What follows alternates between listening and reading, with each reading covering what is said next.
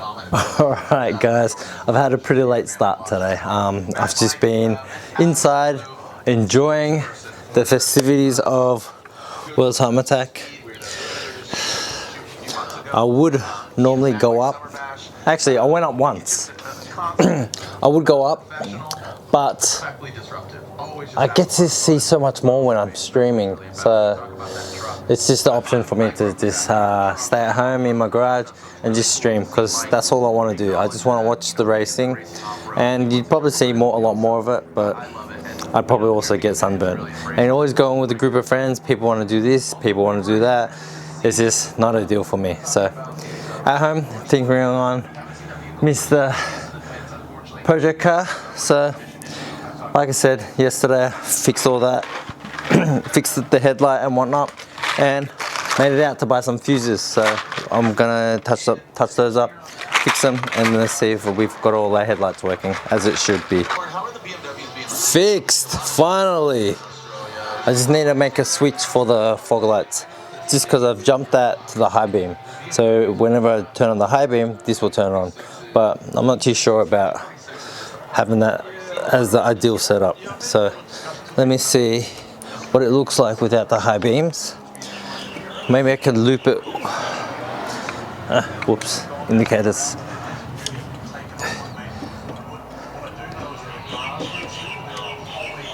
Alright, this is what it looks like as the daily.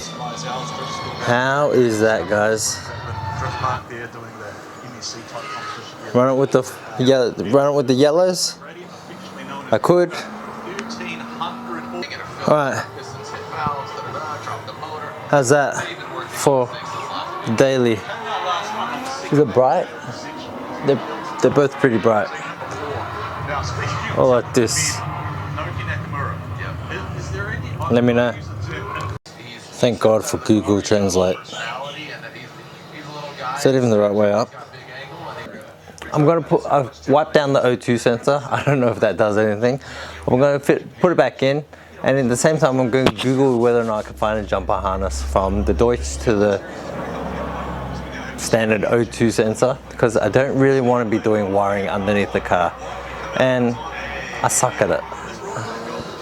Since I'm watching World Time Attack today, it's getting me in the mood for a complete car. So what we're doing today is manifesting. And this is what we're manifesting.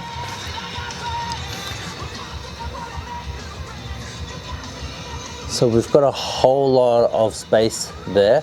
Maybe an oil cooler will go there in the future.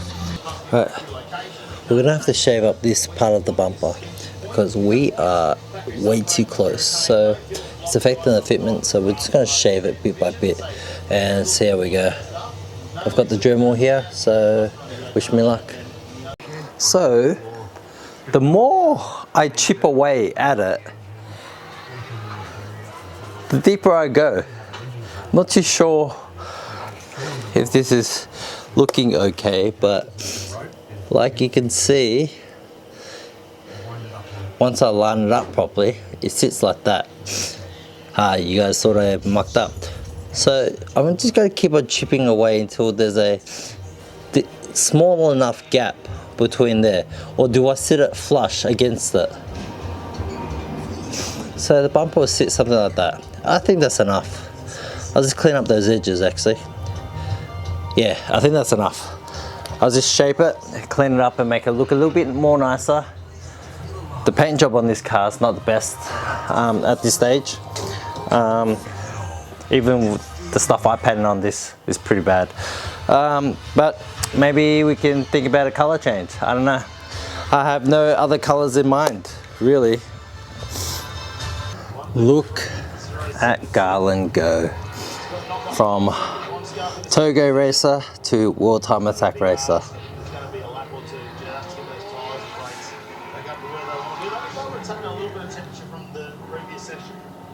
I just love how the Club Sprint cars have evolved into this. Pretty much.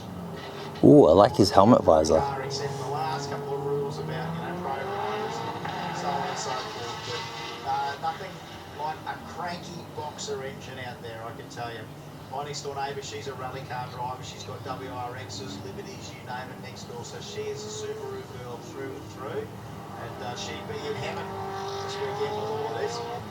Oh, even with all-wheel drive, look at how much the car will move around. There's a lot of steering input, isn't there, to try and keep the car straight. It wants to, wherever the front tyres are going, it wants to push the car that.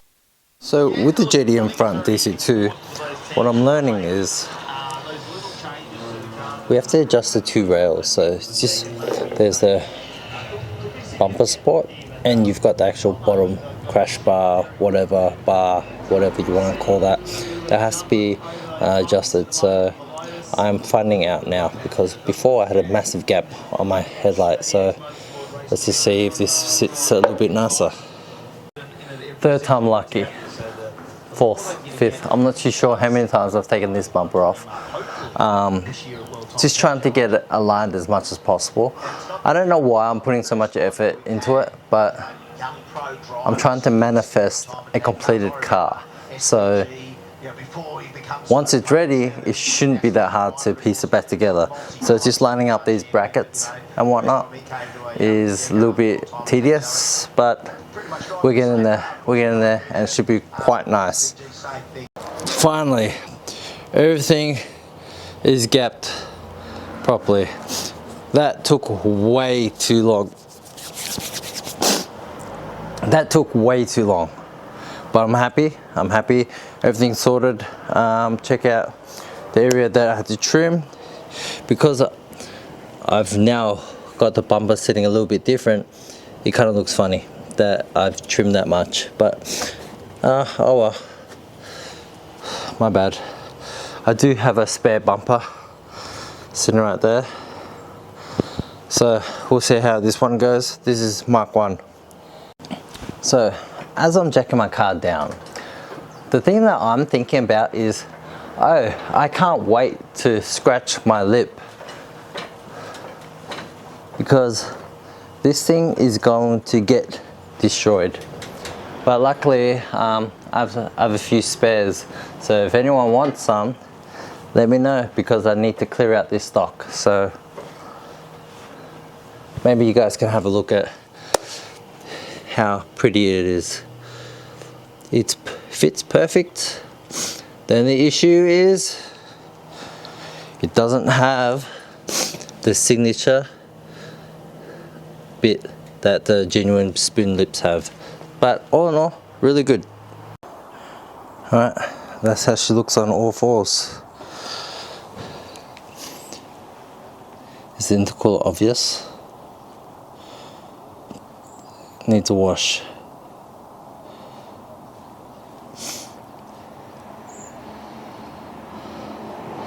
Problem with this setup is, because I shaved the number plate bracket, I don't know how I'm going to run a number plate. We'll figure that out when it comes to it, because right now registration and whatnot's the least of my worries. But I'm looking at the lines on the car. They're not perfect. They aren't. Probably because the bonnet's a little bit damaged because of a big-handed Mr. Lou. But this is a love-hate relationship.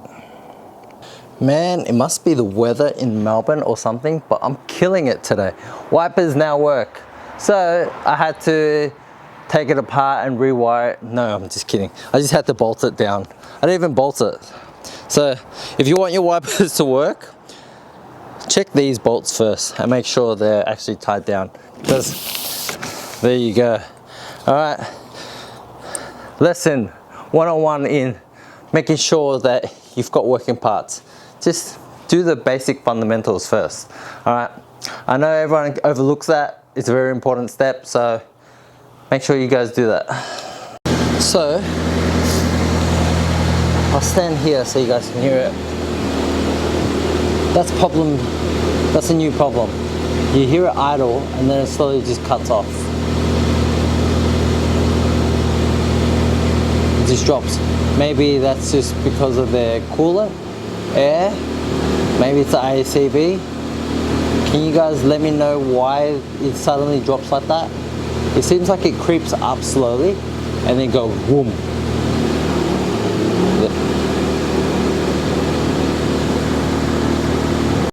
So took the car for a long drive and temps didn't go up really. Kind of sat at the warm level, but at no point did the fan switch on. So either my radiator and my coolant is super efficient, or the temp doesn't work properly. So I'm probably gonna have to do that trip again with the laptop, just so I can visually monitor how the temps are going.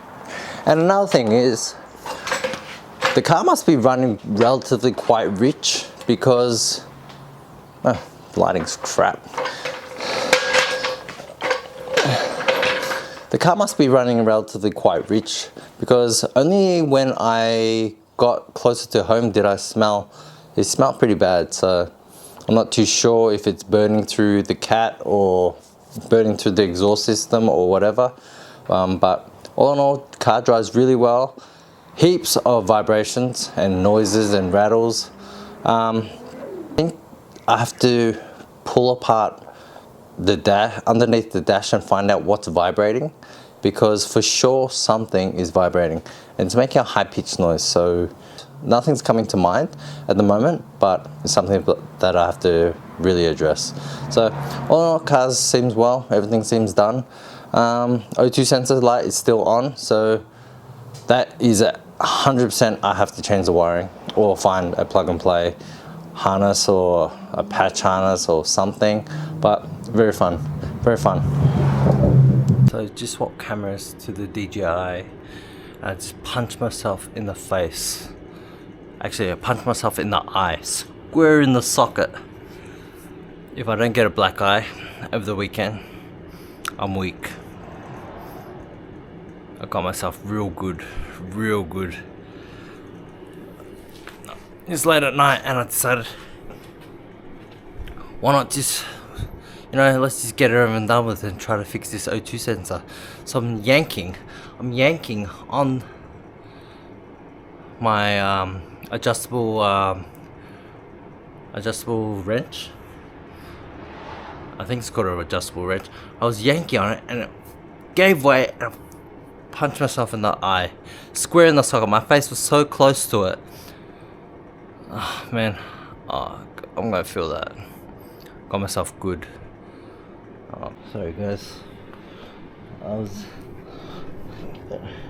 still thinking about getting punched in the face this then. So all I did was remove the old Deutsch connector from the old O2 sensor that doesn't work apparently, and then I had some old leftover Deutsch connectors, but the problem is I only had a 2-pin Deutsch connector and this is a 4-pin, so I just used whatever parts I had, the pins I had, to connect onto the other one.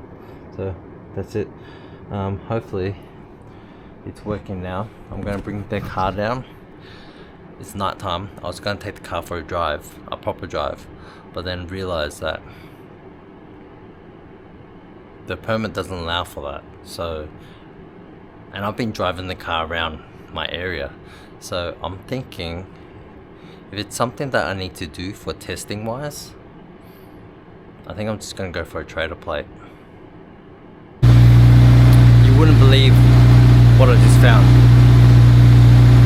I drove the car fine, everything was fine, working as it should today. Check this out. What do you guys see? The indicator on, light on, lights off. So the high beam, that fog is meant to be on as well. So,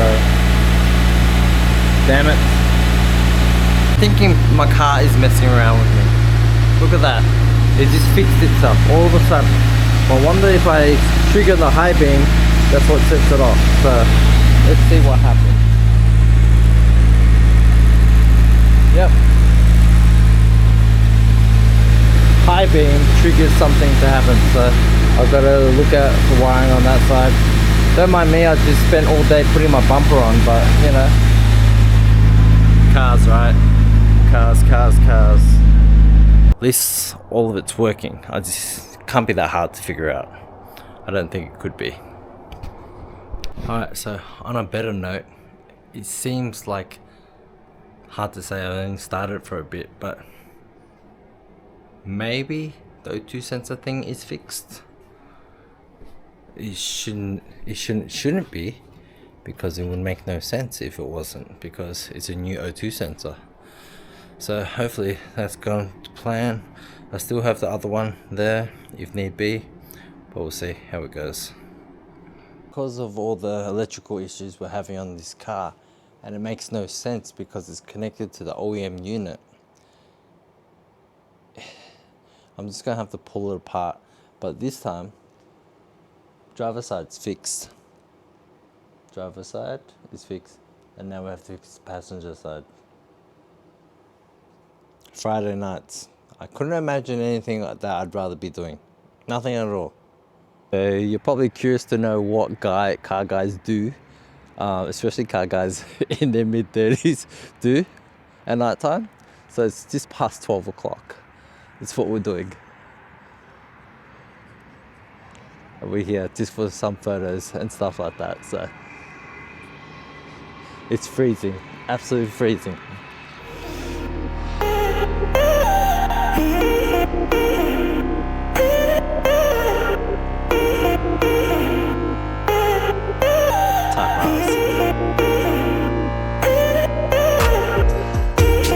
So, Civic Type R,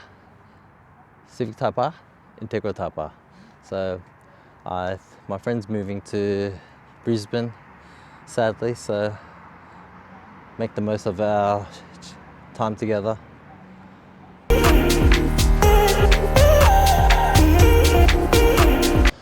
It's super cold, freezing, frozen.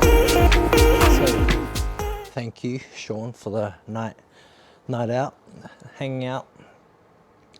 Also, so car, I just hosed it down because it was a little bit embarrassing going out with Sean and then seeing that his EK9 is immaculate, and then you see my turd looking very, very depressing. It needs a proper wash and a detail or something. It needs proper restoration. So one day that car will get it. But like I said, today's drive, freezing, absolutely cold. I'm back here, standing next to my heater, trying to warm up. But another thing is, when on the drive there, the O2 sensor check engine light was on, which was strange because when I started at home, it was off. And then to drive home, it didn't even turn on. So maybe I have a temperamental O2 sensor. I'm not too sure. I didn't have the laptop, so I couldn't double check it. But if this is the case where it's no longer popping up, then I'm happy with that. But it's freezing cold, so that's it until tomorrow.